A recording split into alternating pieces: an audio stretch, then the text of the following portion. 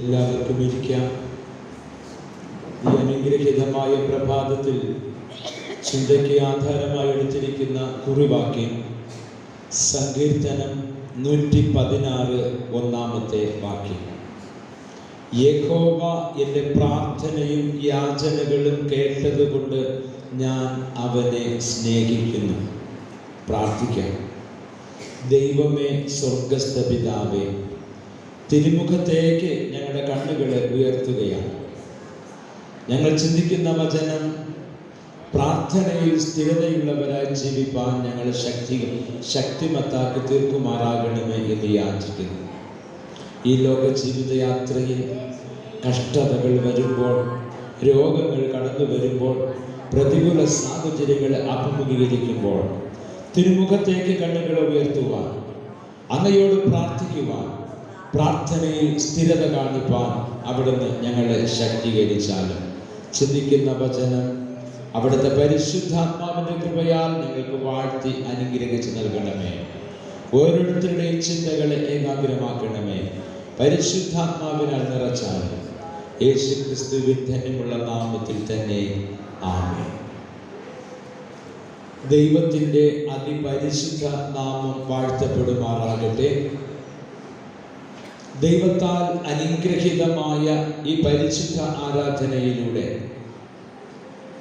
നിങ്ങളെ തന്നെ ദൈവകരങ്ങളിൽ സമർപ്പിക്കുകയും ദൈവിക സാന്നിധ്യം രുചിച്ചറിയുകയും ദൈവസന്നിധിയിൽ വിനയത്തോടുകൂടെ ആയിരിക്കുകയും ചെയ്യുന്ന ദൈവജനമേ, നിങ്ങൾക്കെല്ലാവർക്കും വീണ്ടും വരുന്ന കർത്താവായ യേശു ക്രിസ്തുവിൻ്റെ നിസ്തുല്യ നാമത്തിലുള്ള സ്നേഹ വന്ദനങ്ങളെ ഞാൻ അർപ്പിക്കുകയാണ് ചെയ്യുന്നത്. നമ്മുടെ സഭ ഒരു നോമ്പ് കാലഘട്ടത്തിലൂടെ കടന്നു പോകുകയാണ്. കർത്താവായ യേശു ക്രിസ്തുവിൻ്റെ ക്രൂശീകരണവും അതിനെ തുടർന്നുള്ളതായ ഉയർപ്പിൻ്റെ സന്തോഷവും, അതിന് മുന്നോടിയായി ക്രൈസ്തവ സഭ ആചരിക്കുന്ന നോമ്പ് നാളുകളിലൂടെയാണ് നാം കടന്നുപോയിക്കൊണ്ടിരിക്കുന്നത്. നോമ്പുകാല ചിന്തകൾ നമ്മുടെ ജീവിതത്തെ ആത്മീയമായി പരിപോഷിപ്പിക്കുന്നതും ദൈവവുമായുള്ള ഒരു ആത്മീയ ബന്ധത്തിൽ നമ്മെ നിലനിർത്തുന്നതുമാകണം. കഴിഞ്ഞ ആഴ്ച വിശ്വാസത്തെക്കുറിച്ചാണ് നാം ചിന്തിച്ചത്. ഇന്ന് നമുക്ക് ചിന്തിക്കുവാനായി നൽകപ്പെട്ടിരിക്കുന്നത് പ്രാർത്ഥനയിലെ സ്ഥിരത എന്നുള്ളതായ വിഷയമാണ്. നാം എല്ലാവരും പ്രാർത്ഥിക്കുന്നവരാണ്. എന്നാൽ നമ്മുടെ പ്രാർത്ഥനകളൊക്കെ ഇന്ന് എപ്രകാരമായിരിക്കുന്നു? പ്രാർത്ഥനകൾക്ക് ദൈവം ഉത്തരം നൽകുന്നുണ്ടോ? ഇല്ല എങ്കിൽ അതിന് കാരണങ്ങൾ എന്തൊക്കെയാണ്?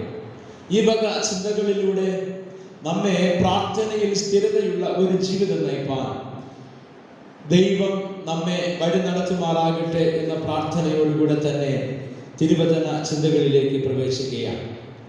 വേദപുസ്തകത്തിൽ പഴയ നിയമ കാലഘട്ടവും പുതിയ നിയമ കാലഘട്ടവും നാം ഒന്ന് വായിക്കുമ്പോൾ വിശ്വാസ വീരന്മാരുടെ പ്രാർത്ഥനകളും പ്രാർത്ഥനയിലൂടെ അവർ നേടിയതായ അനുഗ്രഹങ്ങളെ കുറിച്ചും വേദപുസ്തകം വളരെ വ്യക്തമായി നമ്മെ പഠിപ്പിക്കുന്നു. ദൈവ സാദൃശ്യത്തിൽ സൃഷ്ടിക്കപ്പെട്ടതായ മനുഷ്യൻ സൃഷ്ടിതാവായ ദൈവത്തോടുള്ള ഒരു ആത്മീയ ബന്ധമാണ് പ്രാർത്ഥന എന്ന് പറയുന്നത്. അപ്പോൾ ദൈവത്തിൻ്റെ സൃഷ്ടിയുടെ മകുടമാണ് മനുഷ്യൻ. ദൈവം ഈ ഭൂമിയിലെ സകല ചരാചരങ്ങളെയും ഉണ്ടാകട്ടെ എന്ന വാക്കിനാൽ സൃഷ്ടിച്ചപ്പോൾ ദൈവത്തിൻ്റെ സ്വന്തം കൈകൊണ്ട് മെനഞ്ഞ് ദൈവത്തിൻ്റെ ജീവശ്വാസം നൽകി നമ്മെ സൃഷ്ടിച്ചിരിക്കുമ്പോൾ ആ ദൈവവുമായുള്ള ബന്ധം സ്ഥാപിക്കുന്ന ഒരു അനുഭവമാണ് പ്രാർത്ഥന എന്ന് പറയുന്നത്. പ്രാർത്ഥനയില്ല എങ്കിൽ ദൈവവുമായി നമുക്ക് ഏതൊരു ബന്ധവുമില്ല എന്നുള്ളതാണ്. എന്നാൽ നമ്മുടെ ജീവിതം ദൈവവുമായി എത്രത്തോളം ചേർന്നിരിക്കുന്നുവോ അത്രയും പ്രാർത്ഥനാ നിരതമായ ഒരു ജീവിതമായിരിക്കും നമ്മുടെ ജീവിതം എന്ന് പറയുന്നത്. ക്രിസ്തീയ ജീവിതത്തിൽ വളരെ പ്രാധാന്യം അർഹിക്കുന്ന ഒന്നാണ് പ്രാർത്ഥന. ഇന്ന് പലപ്പോഴും ആധുനിക കാലഘട്ടത്തിലാണ് നാം ജീവിക്കുന്നത്. പ്രശ്ന സങ്കീർണമായ അനുഭവങ്ങളാണ് നാം അഭിമുഖീകരിക്കുന്നത്. എല്ലാവരും ആഗ്രഹിക്കുന്ന വിധത്തിലുള്ള ഒരു ജീവിതം മുൻപോട്ട് നയിക്കുവാനായിട്ട് കഴിയുന്നില്ല. എന്നാൽ ദൈവവുമായുള്ള ഒരു പ്രാർത്ഥന ബന്ധത്തിലൂടെ നമ്മുടെ ജീവിതം മുൻപോട്ട് പോകുന്നുവെങ്കിൽ ജീവിതത്തിന് നേരെ കടന്നു വരുന്ന പ്രതികൂലങ്ങളിൽ ഞാൻ ഒറ്റയ്ക്കല്ല, യേശു എന്നോട് കൂടെ ഉണ്ട് എന്ന വിശ്വാസത്തോടുകൂടെ നമുക്ക് നമ്മുടെ ജീവിതത്തെ അഭിമുഖീകരിക്കുവാനായിട്ട് കഴിയും. പ്രാർത്ഥനയിൽ സ്ഫുടം ചെയ്തെടുത്ത ഒരു ജീവിതമായിരുന്നു കർത്താവായ യേശുവിൻ്റെ ജീവിതം. യേശു മലമേൽ കയറിപ്പോയി വേറിട്ടിരുന്നും ഉപവസിക്കുകയും പ്രാർത്ഥിക്കുകയും ചെയ്യുന്നത് വേദപുസ്തകത്തിൽ നമുക്ക് മനസ്സിലാക്കുവാനായിട്ട് കഴിയുന്നു. യേശു 40 ദിവസം ഉപവസിച്ച് പ്രാർത്ഥിച്ചു തൻ്റെ ശുശ്രൂഷയ്ക്ക് ശക്തി ആർജിക്കുകയാണ് ചെയ്യുന്നത്. അതിൻ്റെ മുന്നോടിയാണ് ഈ നാളുകൾ നാം ആചരിക്കുന്നതായ ഈ നോമ്പിൻ്റെതായ അനുഭവവും. അങ്ങനെ പ്രാർത്ഥനാ നിരതമായ ഒരു ജീവിതമാണ് ഒരു ദൈവ പൈതലിന് ഈ നാളുകളിൽ അത്യന്താപേക്ഷിതമായിരിക്കുന്നത്. വേദപുസ്തകം നാം പഠിക്കുമ്പോൾ അബ്രഹാം, യാക്കോബ്, മോശ, യോശുവ, ദാവീദ്, ദാനിയേൽ തുടങ്ങിയതായ വിശ്വാസ വീരന്മാരുടെ പ്രാർത്ഥനകൾ, അവർ ദൈവത്തോട് പ്രാർത്ഥിച്ചപ്പോൾ ദൈവം അവരെ അനുഗ്രഹിച്ച വിധങ്ങൾ വേദപുസ്തകത്തിലൂടെ നാം പഠിക്കുകയും അത് നമുക്ക് ആത്മീയമായ പ്രേരണ നൽകുന്നതായ ഒരു അനുഭവമാണ് എന്നുള്ള കാര്യം മറന്നു പോകരുത്. ഒരു വ്യക്തിയുടെ വ്യക്തിപരമായ ജീവിതം ദൈവവുമായി ബന്ധപ്പെട്ടിരിക്കുന്നത് ഈ പ്രാർത്ഥന എന്നുള്ളതായ ഈ ഒരു മാധ്യമത്തിലൂടെയാണ്. പ്രിയമുള്ളവരെ, പ്രാർത്ഥിക്കുന്ന ക്രിസ്ത്യാനി ഭയമില്ലാത്തവനായിരിക്കും. പ്രാർത്ഥിക്കുന്ന ക്രിസ്ത്യാനി ദൈവാശ്രയമുള്ളവനായിരിക്കും. പ്രതികൂലങ്ങളുടെ മധ്യേ അവൻ പതറിപ്പോകുകയില്ല. യേശു നമുക്കതിന് ഏറ്റവും നല്ല ഉദാഹരണങ്ങളാണ് കാണിച്ചു തന്നിരിക്കുന്നത്. യേശുവിൻ്റെ ജീവിതത്തിൻ്റെ പരീക്ഷണങ്ങളുടെ മധ്യത്തിൽ യേശു ശക്തി ആർജിച്ചത് പ്രാർത്ഥനയിലൂടെയാണ്. യേശു 40 ദിവസം ഉപവസിച്ചപ്പോൾ പൈശാചികനാണ് യേശുവിനെ പരീക്ഷിക്കുവാനായി കടന്നു വന്നത്. അവിടെ പ്രാർത്ഥനയാലും ദൈവ വചനത്താലും പൈശാചികന്റെ സകല പരീക്ഷകളെയും യേശു അതിജീവിക്കുന്നതായിട്ട് നമുക്കിവിടെ മനസ്സിലാക്കുവാനായിട്ട് കഴിയും. അങ്ങനെയെങ്കിൽ പ്രിയമുള്ളവരെ, നാമും ഇന്ന് പ്രാർത്ഥനയിൽ ഉറ്റിരിക്കുന്നുവെങ്കിൽ, പ്രാർത്ഥനയിൽ നിരന്തരം ദൈവവുമായുള്ള ഒരു ബന്ധത്തിൽ നാം ആയിരിക്കുന്നുവെങ്കിൽ നമ്മുടെ ജീവിതത്തെ നമുക്ക് ഭയക്കേണ്ടതായ കാര്യമില്ല. വളരെ സധൈര്യത്തോടുകൂടെ ജീവിതത്തെ നമുക്ക് അഭിമുഖീകരിക്കുവാനായിട്ട് കഴിയും. ഇന്ന് നാം പാഠമായി വായിച്ച വേദഭാഗങ്ങളിലൂടെ പ്രാർത്ഥനയിലെ സ്ഥിരതയെക്കുറിച്ച് നമുക്ക് ഒന്ന് ചിന്തിക്കുവാനായിട്ട് ഞാൻ ആഗ്രഹിക്കുകയാണ്. ഒന്നാമത്, ദൈവിക തീരുമാനത്തെ മാറ്റിയ ഒരു പ്രാർത്ഥനയെക്കുറിച്ചാണ് ഇന്നത്തെ പഴയ നിയമ വേദഭാഗത്ത് നമുക്ക് കാണുവാനായിട്ട് കഴിയുന്നത്. രാജാക്കന്മാരുടെ 2-ാം പുസ്തകം 20-ാം അധ്യായം 1 തുടങ്ങിയുള്ള ഭാഗം വായിക്കുമ്പോൾ ഹിസ്കിയ രാജാവിന് മരിക്കത്തക്ക രോഗം ബാധിച്ചു. ആമോസിന്റെ മകനായ യെശയ്യാ പ്രവാചകൻ ഹിസ്കിയാവിനോട് വന്ന് പറയുന്നു, നീ മരിച്ചു പോകും, നിന്റെ ഗൃഹകാര്യങ്ങൾ ക്രമത്തിലാക്കുക. ഇത് മനസ്സിലാക്കിയ ഹിസ്കിയ രാജാവ് തൻ്റെ ചുമലിന് നേരെ തിരിഞ്ഞ് കണ്ണുനീരോടുകൂടെ ദൈവത്തോട് പ്രാർത്ഥിക്കുകയാണ്. ആ പ്രാർത്ഥന എന്ന് പറയുന്നത്, യഹോവേ, ഞാൻ വിശ്വസ്തയോടും ഏകാഗ്ര ഹൃദയത്തോടും തിരുമുമ്പിൽ നടന്നു നിനക്ക് പ്രസാദമുള്ളത് മാത്രം ചെയ്തിരിക്കുന്നു. ഇത് ഹിസ്കിയാവിൻ്റെ പ്രാർത്ഥനയാണ്. ഇവിടെ ഹിസ്കിയാവിനോട് ദൈവം നൽകുന്ന അരുളപ്പാട്, നീ മരിച്ചു പോകും എന്നുള്ളതാണ്. എന്നാൽ ആ സമയം ഹിസ്കിയാവ് ദൈവത്തോട് പ്രാർത്ഥിക്കുന്നത്, ഞാൻ ദൈവത്തിൻ്റെ സന്നിധിയിൽ വിശ്വസ്തയോടും ഏകാഗ്ര ഹൃദയത്തോടു കൂടെ തിരുമുമ്പിൽ നടന്ന് നിനക്ക് പ്രസാദമുള്ളത് മാത്രം ഞാൻ ചെയ്തിരിക്കുന്നു. ഹിസ്കിയാവിൻ്റെ ഈ പ്രാർത്ഥനയിൽ 3 കാര്യങ്ങളെ കുറിച്ചാണ് ഹിസ്കിയാവ് ദൈവത്തോട് അപേക്ഷിക്കുന്നത്. ദൈവമേ, ഞാൻ വിശ്വസ്തയോടുകൂടെ തിരുമുമ്പിലായിരുന്നു. പ്രിയമുള്ളവരെ, നാം ദൈവത്തോട് പ്രാർത്ഥിക്കുന്നവരാണ്. പലപ്പോഴൊക്കെ നമ്മുടെ പ്രാർത്ഥനയ്ക്ക് ഉത്തരം ലഭിക്കുന്നില്ല എന്ന് നിരാശപ്പെടുന്നു. പലപ്പോഴും പ്രാർത്ഥനകൾക്ക് ഉത്തരമായി ദൈവം നമ്മെ അനുഗ്രഹിച്ചു കൊണ്ടേയിരിക്കുന്നു. എന്നാൽ ഇവിടെ ദൈവിക തീരുമാനത്തെ മാറ്റി ഹിസ്കിയാവിന്റെ പ്രാർത്ഥന അംഗീകരിക്കുന്ന ഒരു ദൈവത്തെയാണ് നമുക്ക് മനസ്സിലാക്കുവാനായിട്ട് കഴിയുന്നത്. ഹിസ്കിയാവിന്റെ പ്രാർത്ഥന ദൈവം കേൾക്കുകയും ദൈവിക തീരുമാനത്തെ മാറ്റി ഹിസ്കിയാവിന്റെ ജീവിതത്തെ ദൈവം അനുഗ്രഹിക്കുവാനുള്ള കാരണം അവന്റെ പ്രാർത്ഥനയിൽ 3 ഘടകങ്ങൾ ഉണ്ടായിരുന്നു എന്നുള്ളതാണ്. ഒന്നാമത് അവൻ പറയുന്നത്, ദൈവമേ, ഞാൻ വിശ്വസ്തയോടുകൂടെ. ആ ഒരു പദം നാം മനസ്സിലാക്കണം. അപ്പോൾ ദൈവം മുൻപാകെ വിശ്വസ്തയോടുകൂടെ ജീവിക്കുന്നവരുടെ പ്രാർത്ഥനകളാണ് ദൈവം കേൾക്കുന്നത്. അപ്പോൾ ഈ ഒരു പദം ദൈവം മുൻപാകെ വിശ്വസ്തയോടുകൂടെ എന്ന് പറയുമ്പോൾ ഒരു വ്യക്തിയുടെ ജീവിതത്തിന്റെ സമഗ്ര മേഖലകളിലും അവൻ വിശ്വസ്തത ഉള്ളവനാണ് എന്നുള്ളതാണ്. അപ്പോൾ പലപ്പോഴും നമ്മുടെ പ്രാർത്ഥനകൾക്ക് ഉത്തരം ലഭിക്കുന്നില്ല എങ്കിൽ അതിന് കാരണം നമ്മുടെ അവിശ്വസ്തതകൾ മാത്രമാണ്. പ്രിയമുള്ളവരെ, ദൈവം നമ്മുടെ ഹൃദയങ്ങളെ തൂക്കി നോക്കുന്നവനാണ്. നാം ഉച്ചത്തിൽ പ്രാർത്ഥിക്കുകയോ എത്രയും വിശുദ്ധനായി പ്രഖ്യാപിക്കുകയോ പരീക്ഷന്റെ പ്രാർത്ഥനകൾ പോലെ പ്രാർത്ഥിക്കുമ്പോൾ സഭയിൽ ഇരിക്കുന്നവർക്ക് ഒരു പക്ഷേങ്കിലും നല്ലൊരു പ്രാർത്ഥനയായിട്ട് തോന്നുമായിരിക്കും. എന്നാൽ സർവശക്തനായ ദൈവം ആ പ്രാർത്ഥിക്കുന്ന വ്യക്തിയുടെ വിശ്വസ്തതയാണ് ഇവിടെ ചോദ്യം ചെയ്യപ്പെടുന്നത്. അപ്പോൾ ഹിസ്കിയാവിന് ദൈവത്തോട് പറയുവാനുള്ളത് ഇത് തന്നെയാണ്: ഞാൻ എൻ്റെ ദൈവത്തിന്റെ സന്നിധിയിൽ വിശ്വസ്തതയോടുകൂടെ. രണ്ടാമത് പറയുന്നു, ഏകാഗ്ര ഹൃദയത്തോടുകൂടെ ഞാൻ തിരുമുമ്പിൽ നടന്നു. അപ്പോൾ ഇന്ന് പലപ്പോഴും അങ്ങുമെങ്ങും ഓടുവാനും എവിടെ പോയാൽ രക്ഷ കണ്ടെത്തുവാനായിട്ട് കഴിയും. ഏത് ആരാധനയിലാണ് എനിക്ക് അനുഗ്രഹങ്ങൾ ലഭിക്കുന്നത്? ഇങ്ങനെ വിരഞ്ഞോടുന്ന വിശ്വാസ ഗോളത്തിലാണ് നാം ആയിരിക്കുന്നത്. എന്നാൽ ഇവിടെ ഹിസ്കിയാവ് പറയുന്നത്, ഇതുവരെയും ഞാൻ എൻ്റെ ദൈവത്തിന്റെ സന്നിധിയിൽ ഏകാഗ്ര ഹൃദയത്തോടുകൂടെ നടന്നു. ദൈവം മുൻപാകെ നടക്കുക എന്ന് പറയുന്നത് വളരെ പ്രയാസമേറിയ ഒരു അനുഭവമാണ്. പ്രിയമുള്ളവരെ, ഇരുട്ടിൽ നടക്കുന്നവൻ എങ്ങനെയും നടക്കാം, പക്ഷേ അവന്റെ മുമ്പിൽ ലക്ഷ്യം കണ്ടെത്തുവാനായിട്ട് കഴിയുന്നതല്ല. അടുത്ത നിമിഷം അവൻ എന്ത് പരാജയവും സംഭവിക്കാം, അപകടങ്ങളിൽ ചെന്ന് ചാടാം, ജീവൻ വരെ നഷ്ടപ്പെട്ടു പോകുന്ന അനുഭവമാണ്.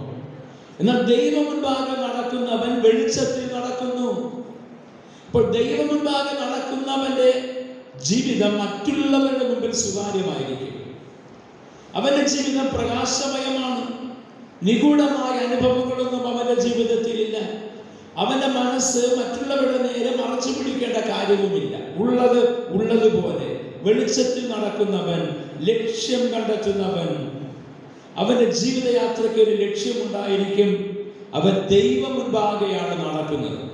അങ്ങനെ ദൈവം മുൻപാകെ നടക്കുന്നവരുടെ പ്രാർത്ഥനകൾക്കാണ് ദൈവം ഉത്തരം നൽകുന്നത്. മൂന്നാമത് പറയുന്നു, ദൈവത്തിന് പ്രസാദമുള്ളത് മാത്രം ഞാൻ ചെയ്തിരിക്കുന്നു. പ്രിയമുള്ളവരെ, പ്രവൃത്തിയില്ലാത്ത വിശ്വാസം നിർജീവമെന്ന് വേദപുസ്തകം നമ്മെ പഠിപ്പിക്കുകയാണ്.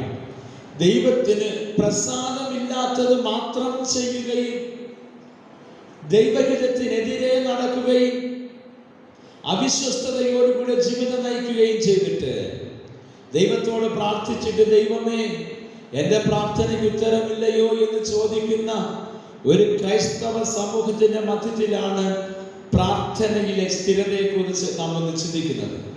ഇവിടെ ഹിസ്കിയാവ് ദൈവത്തോട് പ്രാർത്ഥിച്ചു. ആ പ്രാർത്ഥനയിൽ 3 ഘടകങ്ങൾ ഉണ്ടായിരുന്നു.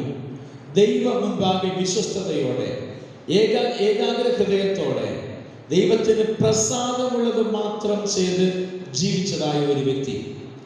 ആ വ്യക്തിയുടെ പ്രാർത്ഥന ദൈവസന്നിധിയിലെത്തി. ഇവിടെ ഹിസ്കിയാവ് മരിച്ചു പോകുമെന്ന് ദൈവത്തിന്റെ അരുളപ്പാട് നൽകിയ യെശയ്യാ പ്രവാചകൻ ആ രാജകൊട്ടാരത്തിന്റെ അകത്തളത്തിലേക്ക് എത്തുന്നതിന് മുന്നമേ ഈ പ്രാർത്ഥന ദൈവസന്നിധിയിലെത്തി എന്നുള്ളതാണ്. ഉടനെ ദൈവം യെശയ്യാവോട് പറയുന്നു, നീ മടങ്ങിപ്പോയി ഹിസ്കിയാവിനോട് പറയേണ്ടത്, നീ കഴിച്ച പ്രാർത്ഥന ഞാൻ കേട്ടിരിക്കുന്നു, എൻ്റെ തീരുമാനത്തെ ഞാൻ മാറ്റിയിരിക്കുകയാണ്. നിന്റെ ആയുസ്സിൽ 11 സംവത്സരം ഞാൻ നിനക്ക് കൂട്ടിത്തരും. പ്രിയമുള്ളവരെ, നമ്മുടെ പ്രാർത്ഥനകൾക്ക് ഇന്ന് ഉത്തരം ലഭിക്കുന്നുണ്ടോ? പ്രാർത്ഥന കേൾക്കുന്ന ഒരു ദൈവം, പ്രതിഫലം തരുന്ന ഒരു ദൈവം, പ്രതിസന്ധികളെ തരണം ചെയ്യുവാൻ ശക്തി നൽകുന്ന ദൈവം, ആ ദൈവത്തിൻ്റെ സന്നിധിയിലാണ് നാം ആയിരിക്കുന്നത്. പ്രത്യേകിച്ച് ഇതൊരു നോമ്പ് കാലഘട്ടമാണ്. പ്രാർത്ഥനയ്ക്കും ഉപവാസത്തിനും സമയം വേർതിരിക്കുകയും ദൈവത്തോട് പ്രാർത്ഥിക്കുകയും ചെയ്യുന്നുവെങ്കിൽ തീർച്ചയായും ദൈവം നമ്മുടെ പ്രാർത്ഥനകളെ കേൾക്കും. ഹിസ്കിയാവ് ആത്മഭാരത്തോടുകൂടെ, ഹൃദയ നുറുക്കത്തോടുകൂടെ തൻ്റെ ഉള്ള അവസ്ഥയെ ദൈവകരങ്ങളിൽ സമർപ്പിച്ചപ്പോഴാണ് ദൈവം അവൻ്റെ പ്രാർത്ഥനകൾ കേട്ടത്. പലപ്പോഴും നാം നമ്മുടെ ഉള്ള അവസ്ഥകളെ മറച്ചു പിടിച്ചുകൊണ്ടാണ് ദൈവത്തോട് പ്രാർത്ഥിക്കുന്നത്. അപ്പോൾ ദൈവം ആഗ്രഹിക്കുന്നത് സുതാര്യമായ ഒരു ഹൃദയമാണ്. വിശ്വസ്തത, ദൈവസന്നിധിയിലുള്ള ഏകാഗ്രത, ദൈവത്തിന് പ്രസാദമുള്ളത് മാത്രം ചെയ്യുന്ന ഒരു അനുഭവം. അങ്ങനെയുള്ളവരുടെ പ്രാർത്ഥനകൾക്ക് ദൈവം ഉത്തരം നൽകുന്നു. നാം ഇന്ന് വായിച്ച 116 സങ്കീർത്തനത്തിൻ്റെ 1 വാക്യത്തിൽ ദാവീദ് പറയുന്നത്, യഹോവ എൻ്റെ പ്രാർത്ഥനയും യാചനകളും കേട്ടതുകൊണ്ട് ഞാൻ അവനെ സ്നേഹിക്കുന്നു എന്നുള്ളതാണ്. പ്രിയമുള്ളവരെ, നമുക്ക് ഇപ്രകാരം പ്രാർത്ഥിക്കുവാനായിട്ട് കഴിയണം. രണ്ടാമത് നാം കാണുന്നത് യേശുവിൻ്റെ തീരുമാനത്തെ മാറ്റിയ ഒരു പ്രാർത്ഥനയാണ്. നാം ഇന്ന് പാഠമായി വായിച്ച വിശുദ്ധ മർക്കോസ് എഴുതിയ സുവിശേഷം 7-ാം അധ്യായത്തിൻ്റെ 24 തുടങ്ങിയതായ ഭാഗങ്ങൾ വായിക്കുമ്പോൾ അവിടെ സുറഫൊയ്നിക്യ ജാതിയിൽപ്പെട്ട ഒരു യവന സ്ത്രീ യേശുവിൻ്റെ അടുക്കലേക്ക് കടന്നു വരികയാണ്. ആ സ്ത്രീയുടെ ആഗ്രഹം, തൻ്റെ മകൾക്ക് ഭൂതോപദ്രവം ബാധിച്ച് വളരെ രോഗത്താൽ ഭാരപ്പെടുന്ന ഒരു അനുഭവം. യേശുവിനോട് അവൾ അപേക്ഷിക്കുകയാണ്, എൻ്റെ മകൾക്ക് അവിടുന്ന് സൗഖ്യം നൽകണം. എന്നാൽ അവിടെ യേശുവിൻ്റെ ഉത്തരം നമുക്കൊക്കെ അല്പ കഠിനമായി പോയി എന്ന് തോന്നാറുണ്ട്. ഇവിടെ യേശു പറയുന്നത്, മക്കളുടെ അപ്പം എടുത്ത് നായ്ക്കുട്ടികൾക്ക് ഇട്ടുകൊടുക്കുന്നത് നന്നല്ല. എന്നാൽ ആ സ്ത്രീയുടെ വിശ്വാസപൂർണമായ ഒരു പ്രത്യുത്തരം നാം ഇവിടെ ശ്രദ്ധിക്കേണ്ടതായിട്ടുണ്ട്. ആ സ്ത്രീ ഇപ്രകാരമാണ് യേശുവിനോട് പറയുന്നത്, അതേ കർത്താവേ, നായ്ക്കുട്ടികൾ മേശയ്ക്ക് കീഴെ മക്കളുടെ അപ്പമുറുക്കുകൾ തിന്നുന്നുണ്ടല്ലോ. പ്രിയമുള്ളവരെ, നമ്മുടെ പ്രാർത്ഥനകളിൽ നാം ശ്രദ്ധിക്കേണ്ടതായ ഒരു ഭാഗമാണ്. ഇവിടെ യേശു പറയുന്നത്, മക്കൾക്കുള്ളത് നായ്ക്കുട്ടികൾക്ക് ഇട്ടുകൊടുക്കുന്നത് വിഹിതമല്ല. അവിടെ ആ സ്ത്രീയുടെ തിരിച്ചുള്ള അപേക്ഷ എന്ന് പറയുന്നത്, ഉവ്വ് കർത്താവേ, മക്കൾക്കുള്ളത് മേശയ്ക്ക് താഴെ നിന്ന് നായ്ക്കുട്ടികളും ഭക്ഷിക്കുന്നുവല്ലോ. അപ്പോൾ വിശ്വാസപൂർണമായ പ്രാർത്ഥനയെ കുറിച്ചാണ് നമുക്കിവിടെ മനസ്സിലാക്കുവാനായിട്ട് കഴിയുന്നത്. യേശു അവളുടെ വിശ്വാസപൂർണമായ അപേക്ഷ മനസ്സിലാക്കിയപ്പോൾ യേശു അവളോട് പറയുന്നു, പൊയ്ക്കൊള്ളുക, നിന്റെ മകൾക്ക് സൗഖ്യം വന്നിരിക്കുന്നു. പ്രിയമുള്ളവരെ, നമ്മുടെ പ്രാർത്ഥനകളൊക്കെ ഇപ്രകാരമായിരിക്കണം, വിശ്വാസത്തോടുകൂടെ. അത് അപ്പന്റെ സന്നിധിയിൽ മക്കളെന്ന വണ്ണം, അത് ഞാനും എൻ്റെ ദൈവത്തിൻ്റെ മകനാണ്, മകളാണ്, യേശുവിൻ്റെ സന്നിധിയിൽ അനുഗ്രഹങ്ങൾക്ക് അവകാശിയാണ് ഞാൻ. ആ അവകാശത്തോടുകൂടെ പ്രാർത്ഥിക്കുവാനാണ് ദൈവം നമുക്ക് നൽകിയിരിക്കുന്നതായ കൽപ്പനകൾ. അങ്ങനെ നാം ദൈവത്തോട് പ്രാർത്ഥിക്കുന്നുവെങ്കിൽ തീർച്ചയായും ദൈവം നമ്മുടെ പ്രാർത്ഥനകൾക്ക് ഉത്തരം നൽകുന്ന ദൈവമാണ് എന്നാണ് വചനത്തിലൂടെ നമുക്ക് മനസ്സിലാക്കുവാനായിട്ട് കഴിയുന്നത്. യാക്കോബിന്റെ ലേഖനം 5-ാം അധ്യായത്തിന്റെ 15-ാം വാക്യം, വിശ്വാസത്തോടുകൂടി പ്രാർത്ഥന ദീനക്കാരന് സൗഖ്യം വരുത്തുന്നു. പ്രിയമുള്ളവരെ, വിശ്വാസത്തോടുകൂടെ, ക്രിസ്തുവിലുള്ള വിശ്വാസത്തോടുകൂടെ നാം പ്രാർത്ഥിക്കണം. ഈ വിശ്വാസം എന്ന് പറയുന്നത് ദൈവം എനിക്ക് നൽകി, അത് ഞാൻ വിശ്വാസത്താൽ കാണുന്നു.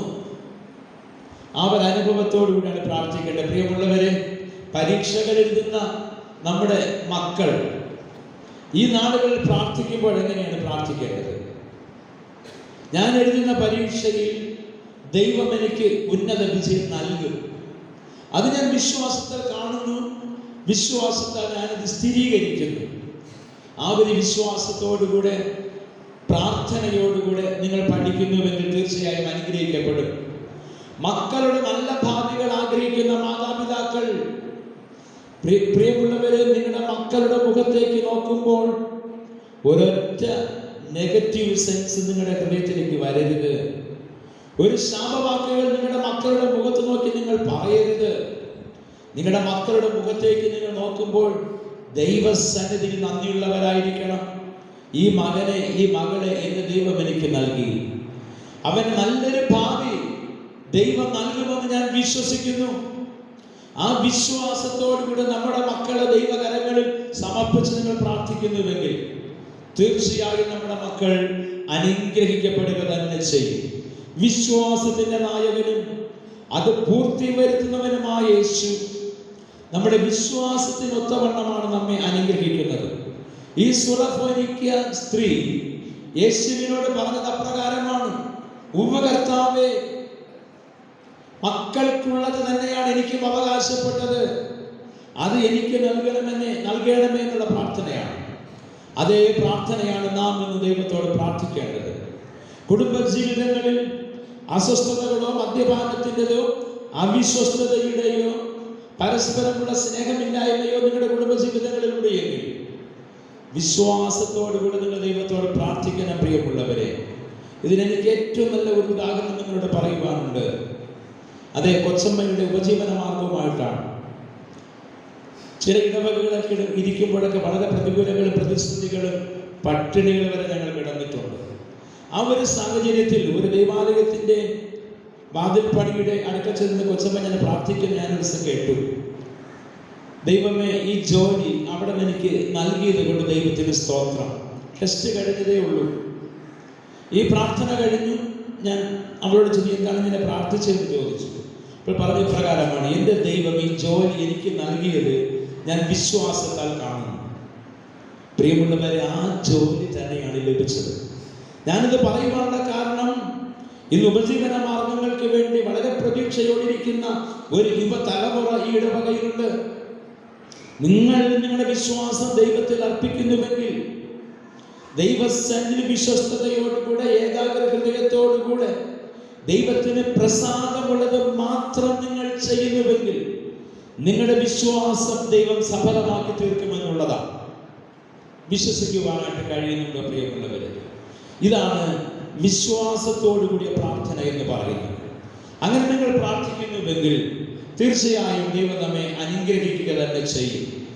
ഒരു അപ്പന്റെ സന്നിധിയിൽ മക്കൾ വിശ്വാസത്തോടെ അപ്പനെ വിശ്വാസം അർപ്പിച്ചുകൊണ്ട് പ്രാർത്ഥിക്കുമ്പോൾ ആ മാതാപിതാക്കൾക്ക് നൽകുവാൻ കഴിയുന്നതെല്ലാം ആ മക്കൾക്ക് നൽകുന്നതായിട്ട് നമുക്ക് കാണുവാനായിട്ട് കഴിയും. അങ്ങനെയെങ്കിൽ സ്വർഗസ്ഥനായ നമ്മുടെ പിതാവിന്റെ സന്നിധിയിൽ വിശ്വസ്തയോടും ഏകാഗ്ര ഹൃദയത്തോടും ദൈവത്തിന് പ്രസാദമുള്ളത് മാത്രം ചെയ്തുകൊണ്ട് ആ ദൈവത്തോട് പ്രാർത്ഥിക്കുന്നുവെങ്കിൽ പ്രിയമുള്ളവരെ, ദൈവം നിങ്ങൾക്ക് എത്ര അധികം നൽകും എന്നാണ് വചനം നമ്മെ പഠിപ്പിക്കുന്നത്. മൂന്നാമത്തെ ചിന്ത പ്രാർത്ഥനയിലെ സ്ഥിരതയ്ക്കായുള്ള ഒരു ഉപദേശമാണ്. 1-ാം നൂറ്റാണ്ടിൽ അപ്പോസ്തലന്മാരുടെ ഉപദേശങ്ങളിലെല്ലാം നിങ്ങൾ ഇടവിടാതെ പ്രാർത്ഥിപ്പിൻ എന്ന് പറയുകയാണ്. യേശു പറയുന്നു, നിങ്ങൾ ഈ വണ്ണം പ്രാർത്ഥിപ്പിൻ. യേശു തന്റെ ശുശ്രൂഷയിലെ പ്രതിസന്ധികളെ തരണം ചെയ്തത് ഉപവാസത്തിലും പ്രാർത്ഥനയിലുമായിരുന്നു. യേശുവിന്റെ പ്രാർത്ഥന നമുക്ക് മാതൃകാപരമാണ്.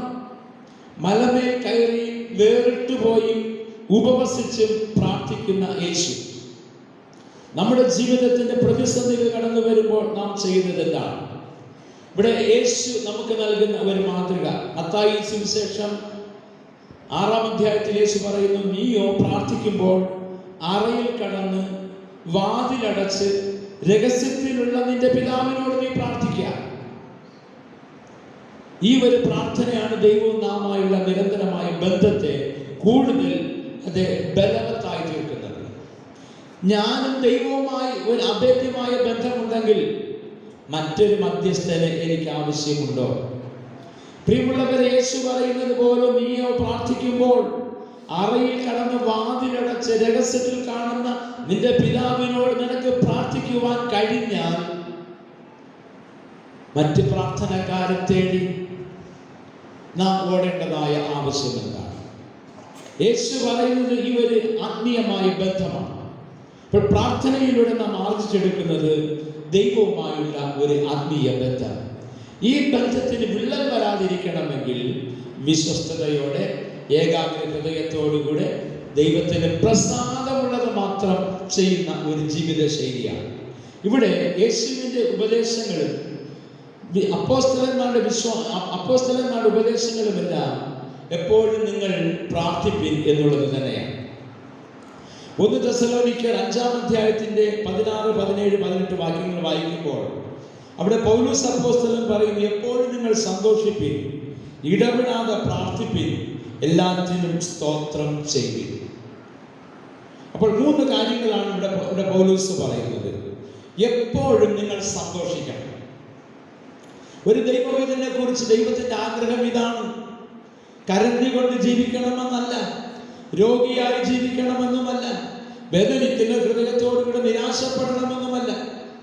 ദൈവം ആഗ്രഹിക്കുന്നത് ഒരു ദൈവ പൈതൽ സന്തോഷത്തോടെ ജീവിക്കണമെന്നുള്ളതാണ്. ഒരു ദൈവ പൈതലിന് സന്തോഷിക്കണമെങ്കിൽ അവൻ ഇടവിടാതെ പ്രാർത്ഥിക്കുന്നവനായിരിക്കണം എന്നുള്ളതാണ്. യേശു പറഞ്ഞത് പ്രകാരമാണ്, എൻ്റെ സന്തോഷം നിങ്ങളിൽ ഇരിപ്പാനും നിങ്ങളുടെ സന്തോഷം പൂർണ്ണമാകുവാനും ഞാനിത് നിങ്ങളോട് സുവിശേഷിക്കുന്നു. യേശുവിൻ്റെ സുവിശേഷം നമുക്ക് നൽകുന്നത് നാം നിരാശയോടെ കരഞ്ഞു ജീവിക്കണമെന്നല്ല. യേശുവിൻ്റെ സന്തോഷം നിങ്ങളിൽ ഇരിപ്പാനും നിങ്ങളുടെ സന്തോഷം പൂർണ്ണമാകുവാനും ഞാനിത് നിങ്ങളോട് സുവിശേഷിക്കുന്നു. അപ്പൊ എങ്ങനെയാണ് നമ്മുടെ സന്തോഷം ഇരിക്കേണ്ടത്? പൂർണ്ണതയുടെ അനുഭവത്തിലാണ്. എങ്ങനെയാണ് നമുക്ക് പൂർണ്ണമായി സന്തോഷിക്കുവാനായിട്ട് കഴിയുന്നത്? ദൈവം മുൻപാകെ വിശ്വസ്തയോടെ, ഏകാഗ്ര ഹൃദയത്തോടെ, ദൈവത്തിന് പ്രസാദമുള്ളത് മാത്രം ചെയ്ത് നാം ജീവിക്കുമ്പോഴാണ്. അതുകൊണ്ടാണ് സാധു കൊച്ചുകുഞ്ഞ് ഉപദേശി തൻ്റെ ജീവിതത്തിൽ തൻ്റെ മകൻ മരിച്ചു കിടക്കുന്ന ആ അവസ്ഥയിലും പാടുന്നു, ദുഃഖത്തിന്റെ പാനപാത്രം കർത്താവിന്റെ കയ്യിൽ തന്നാൽ സന്തോഷത്തോടെ ഞാനത് ഏറ്റുവാങ്ങി ഹല്ലേലൂയ പാടുമെന്നുള്ളതാണ്. അതാണ് പ്രിയമുള്ളവരെ ദൈവം നൽകുന്ന സന്തോഷം. അത് ഇടപെടാതെ പ്രാർത്ഥിക്കുന്ന ഒരു വ്യക്തിക്ക് മാത്രമേ ഈ സന്തോഷം അനുഭവിക്കുവാനായിട്ട് കഴിയുകയുള്ളൂ. ക്രിസ്തീയ ജീവിതം പ്രാർത്ഥനാപൂർണമായ ഒരു ജീവിതമാണ്. ഈ പ്രാർത്ഥനയിൽ നാം ഉറ്റിരിക്കുന്നുവെങ്കിൽ മാത്രമേ നമുക്ക് സന്തോഷിക്കുവാനായിട്ട് കഴിയുകയുള്ളൂ. ഈ നോമ്പുകാലം നാം വേർതിരിച്ചിരിക്കുന്നത് പ്രാർത്ഥിക്കുവാനാണ്. ഉപവസിച്ച് പ്രാർത്ഥിച്ച് ദൈവമായുള്ള ഒരു ആത്മീയ ബന്ധത്തിൽ നിലനിൽക്കുക. യേശു ഉപവസിക്കുകയും നിർജ്ജന സ്ഥലത്ത് കടന്നുപോയി പ്രാർത്ഥിക്കുകയും ചെയ്തതായിട്ട് വേദപുസ്തകം പഠിപ്പിക്കുന്നു. നിർജ്ജന സ്ഥലം എന്ന് പറയുമ്പോൾ നാം മനസ്സിലാക്കേണ്ട ഒരു ഏകാഗ്രതയുടെ അനുഭവം നമ്മുടെ പ്രാർത്ഥനകൾക്ക് ഉണ്ടാകണമെന്നുള്ളതാണ്. പലപ്പോഴും നമ്മുടെ പ്രാർത്ഥനകൾ എന്താണ്? കരഞ്ഞുകൊണ്ടുള്ള നിലവിളികളാണ്. ദൈവമേ, എനിക്ക് അതില്ല, ഇതില്ല, എൻ്റെ അടുത്ത വീട്ടുകാരൻ അതെല്ലാം ഉണ്ട്, ഇതെല്ലാം എനിക്ക് നൽകണം. അത്യാഗ്രഹത്തിന്റെ സ്വാർത്ഥതയുടെ മാത്രം പ്രാർത്ഥനകളാണ്. യേശു ഇതൊന്നുമല്ല പ്രാർത്ഥിക്കുന്നത്. യേശുവിന്റെ പിതാവേ, കഴിയുമെങ്കിൽ ഈ പാനപാത്രം എങ്കിൽ നിന്ന് നീക്കണമേ, എങ്കിലും എൻ്റെ ഇഷ്ടമല്ല അവിടുത്തെ ഇഷ്ടം പോലെ. പ്രിയമുള്ളവർ, അതാണ് പ്രാർത്ഥന. ദൈവഹിതത്തിന് നമ്മെ തന്നെ സമ്പൂർണ്ണമായി സമർപ്പിക്കുന്ന ഒരു അനുഭവമാണ് പ്രാർത്ഥന. വ്യക്തിപരമായ പ്രാർത്ഥന നമുക്ക് ആവശ്യമായിരിക്കുന്നു. ആരാധനകളിലൂടെ ജനസമൂഹവുമായുള്ള പ്രാർത്ഥന നമുക്ക് ആവശ്യമായിരിക്കുന്നു. വ്യക്തിപരമായ പ്രാർത്ഥനകളുടെ ശക്തി പ്രാപിക്കുന്നവന് മാത്രമേ ആരാധനയിലൂടെ ആത്മീയമായി പരിപോഷിപ്പിക്കപ്പെടുവാനായിട്ട് കഴിയുകയുള്ളൂ. അങ്ങനെ പരിപോഷിപ്പിക്കപ്പെടുന്ന ഒരു ക്രിസ്ത്യാനിയാണ് ദൈവ ഭയത്തോടുകൂടെ ദൈവത്തെ ആരാധിക്കുന്ന അനുഭവം. പ്രാർത്ഥനയില്ലാത്ത ക്രിസ്ത്യാനി ജീവനില്ലാത്ത ക്രിസ്ത്യാനിയാണ്. പ്രാർത്ഥിക്കുന്ന ക്രിസ്ത്യാനി ജീവനുള്ള ക്രിസ്ത്യാനിയാണ്. പ്രിയമുള്ളവരെ, പ്രാർത്ഥിക്കുന്ന ക്രിസ്ത്യാനി മറ്റുള്ളവരെ ഭയക്കാതെ ദൈവത്തെ ഭയക്കുന്നവനാണ്. പ്രാർത്ഥിക്കുന്ന ഒരു ക്രിസ്ത്യാനിയെ കുറിച്ച് പറയുന്നത് അവന്റെ ജീവിതം സന്തോഷകരമായ ഒരു അനുഭവമായിരിക്കും. അവൻ ബലഹീനനല്ല, ബലമുള്ള ദൈവത്തെയാണ് അവൻ മുറുകെ പിടിച്ചിരിക്കുന്നത്. ആ ബലവാനായ ദൈവം തമ്പുരാനിൽ ആശ്രയിക്കുന്ന ഒരു ക്രിസ്ത്യാനി ആയിരിക്കും എന്നുള്ളതാണ്. ഇങ്ങനെ ദൈവഭയത്തോടുകൂടെ ഇടപെടാതെ ദൈവത്തോട് പ്രാർത്ഥിക്കുന്നവനാണ് എല്ലാറ്റിനും സ്തോത്രം ചെയ്യുന്നത്. യേശു പറഞ്ഞു, സ്തോത്രം എന്ന യാഗം അർപ്പിക്കുന്നവൻ എന്നെ മഹത്വപ്പെടുത്തുന്നു. പ്രിയമുള്ളവരെ, നാം ദൈവത്തിന് സ്തോത്രം പറയുന്നവരാണോ? എന്നെ ഉയർത്തി കാണിക്കുവാൻ ശ്രമിക്കുന്നവരാണ്. ഇത് നോമ്പ് കാലഘട്ടമാണ്. യേശു തന്നെത്താൻ ത്യജിച്ച് നമുക്ക് വേണ്ടി ഈ ഭൂമിയിലേക്ക് കടന്നു വന്നു. ആ യേശുവിനെ ആരാധിക്കുന്ന നമുക്ക് ഞാനെന്ന് പറയുവാൻ ഇന്ന് അവകാശം. ഞാനെന്ന് അഹങ്കാരത്തോടുകൂടെ പറയുവാൻ ആർക്കെങ്കിലും കഴിയുമോ? എൻ്റെ ഈ ജീവിതം ദൈവത്തിൻ്റെ ദാനം, നൽകിയവനായ ദൈവത്തിന് സ്തോത്രം. ആരോഗ്യമുള്ള ശരീരമുണ്ടെങ്കിൽ അത് നൽകിയവനാകുന്ന ദൈവത്തിന് സ്തോത്രം. നല്ല വിദ്യാഭ്യാസമുണ്ടെങ്കിൽ അതും നൽകിയവനാകുന്ന ദൈവത്തിന് സ്തോത്രം. സന്തോഷകരമായ ഒരു കുടുംബജീവിതം നീ അനുഭവിക്കുന്നുവെങ്കിൽ അതും നൽകിയവനാകുന്ന ദൈവത്തിന് സ്തോത്രം. അനുഗ്രഹിക്കപ്പെട്ട മക്കളെ ദൈവം നിനക്ക് നൽകിയിരിക്കുന്നുവെങ്കിൽ അതിനും നൽകിയവനാകുന്ന ദൈവത്തിന് സ്തോത്രം പറയുമ്പോൾ, ഞാൻ ഏതുമില്ലാത്തവൻ, ഞാനല്ല, എൻ്റെ ദൈവമാണ് എന്നെ നയിക്കുന്നത്. അവിടെയാണ് നാം ദൈവത്തിന് സ്തോത്രം കരയറ്റുന്നത്. ഇന്ന് ഉപജീവന മാർഗങ്ങൾ ലഭ്യമല്ലാതിരിക്കുന്ന കാലഘട്ടങ്ങളാണ്. ഒരു ഉപജീവന മാർഗം ദൈവം നിന്റെ ജീവിതത്തിൽ നൽകിയെങ്കിൽ, നിന്നെ പോലെയുള്ള അനേക ഉപജീവന മാർഗങ്ങളില്ലാതെ ഭാരപ്പെടുമ്പോൾ ദൈവം നിനക്കത് നൽകിയെന്ന് വിശ്വസിക്കുക. ആ ദൈവത്തിന് നന്ദി പറയുന്ന ഒരു ഹൃദയം രൂപപ്പെടുത്തുമ്പോഴാണ് ദൈവമേ അങ്ങേക്ക് സ്തോത്രം എന്ന് നമുക്ക് പറയുവാനായിട്ട് കഴിയുന്നത്. ഇന്ന് പലപ്പോഴും സ്തോത്രം പറയുന്നവരുടെ എണ്ണം കൂടുതലുണ്ട്, പക്ഷെ അത് പ്രവൃത്തിയിലില്ല. എന്നാൽ പ്രവർത്തനോന്മുഖമായി നാം ദൈവത്തിന് സ്തോത്രം പറയുവാനായിട്ട് കഴിയണം. ഇവിടെയാണ് പ്രാർത്ഥനയിലെ സ്ഥിരതയിലേക്ക് നമ്മെ നയിക്കുന്നത്. നാം ഇന്ന് ചിന്തിച്ചത് രണ്ട് കാര്യങ്ങളാണ്. ഒന്ന്, ദൈവത്തിൻ്റെ തീരുമാനത്തെ മാറ്റിമറിച്ചതായ പ്രാർത്ഥന, യേശുവിൻ്റെ തീരുമാനത്തെ മാറ്റിമറിച്ചതായ പ്രാർത്ഥന, പ്രാർത്ഥനയിലെ സ്ഥിരതയെക്കുറിച്ചുള്ള ഉപദേശങ്ങൾ. ഈ നോമ്പ് കാലഘട്ടം നമ്മുടെ ജീവിതം പ്രാർത്ഥനാനിരതമായ ജീവിതമായിരിക്കാൻ ദൈവം തന്റെ പരിശുദ്ധാത്മാവിനാൽ നമ്മെ ഓരോരുത്തരെയും വഴി നടത്തുമാറാകട്ടെ. ആമേൻ. ഈ സമയം